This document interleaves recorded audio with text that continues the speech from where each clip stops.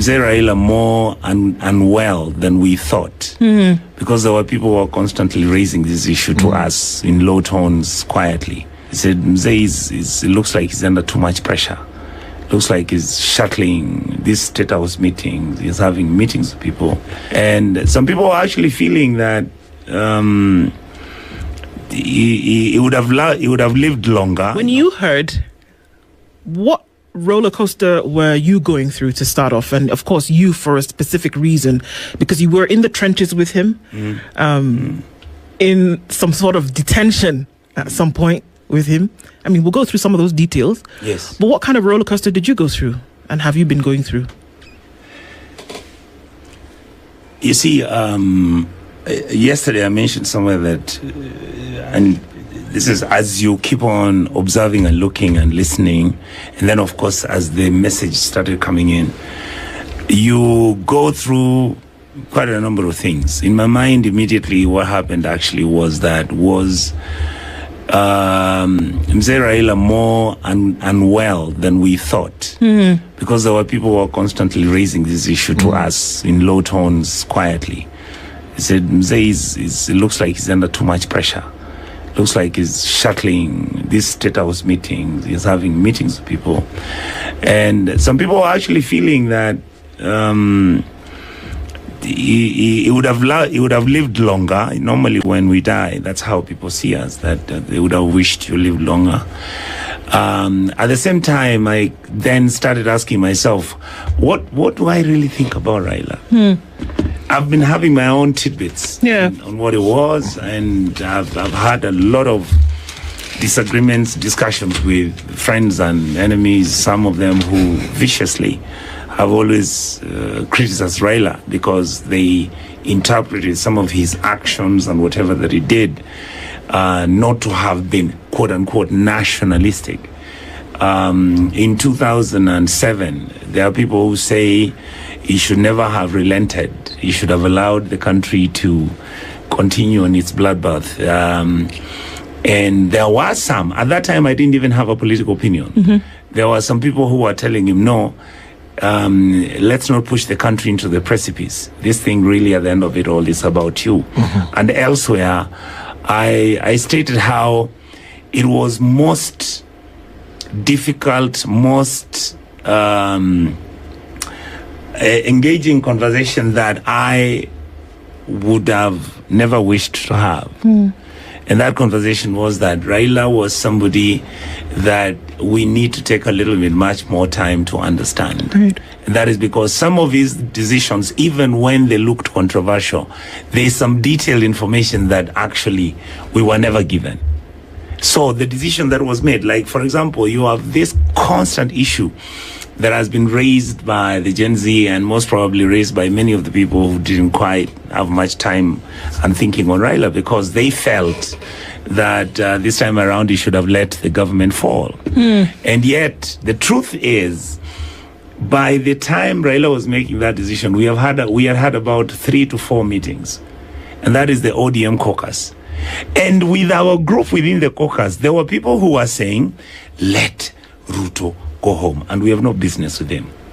And in the conversations, Raila was asking my colleagues and friends, he said, you gentlemen, do you really understand what it is to fix a completely broken country?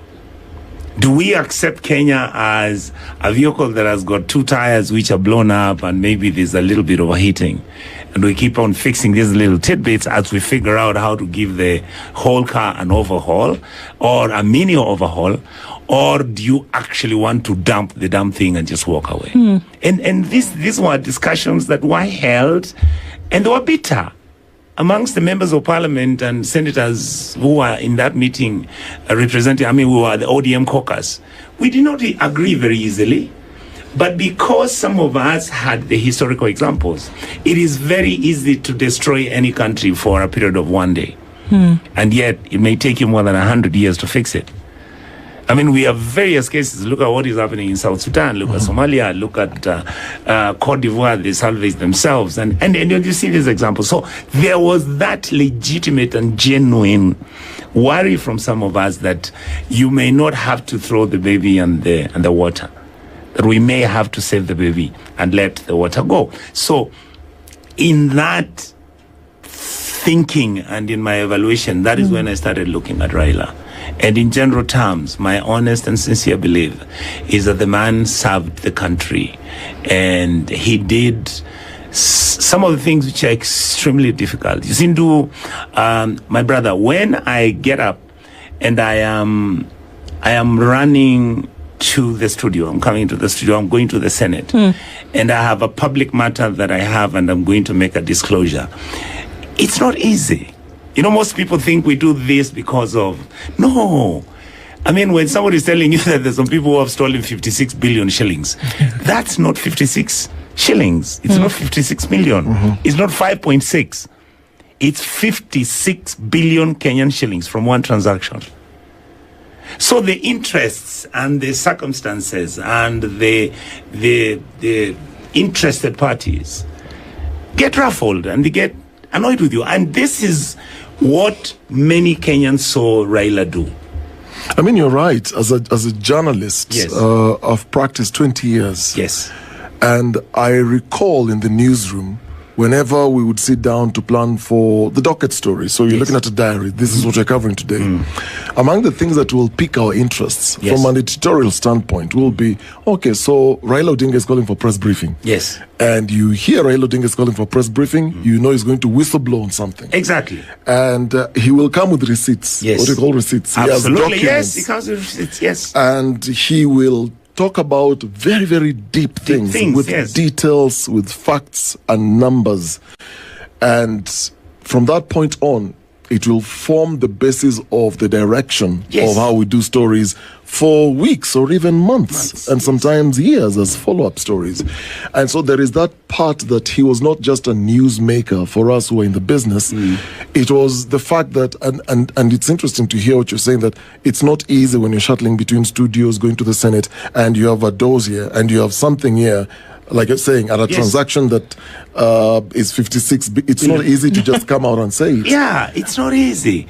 So for this man to have carried this thing for 40 years, and yet you know how skeptical Kenyans are. I mean, I was told, my brother, that the time when I was engaging on this thing of Adani, and remember I came here and we did this, people thought I was joking.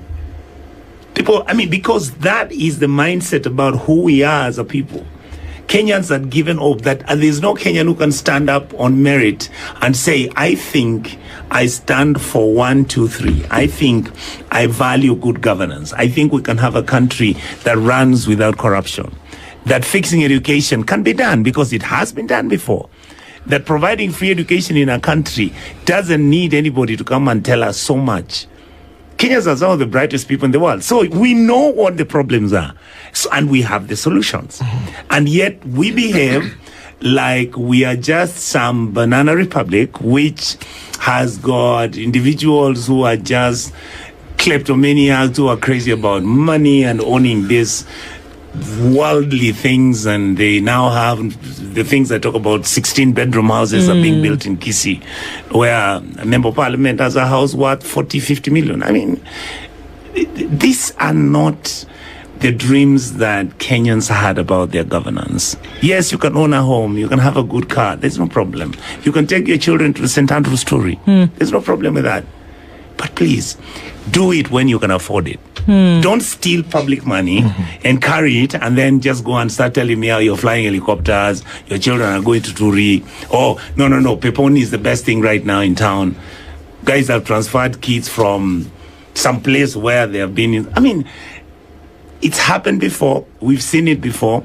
And this, I now understand, are the things that were really annoying Raila. Okay. And the Kenyan public saw him as the last line of defense. If we go back to that last meeting, because it was the height when Gen Zs were out on the streets. Yes.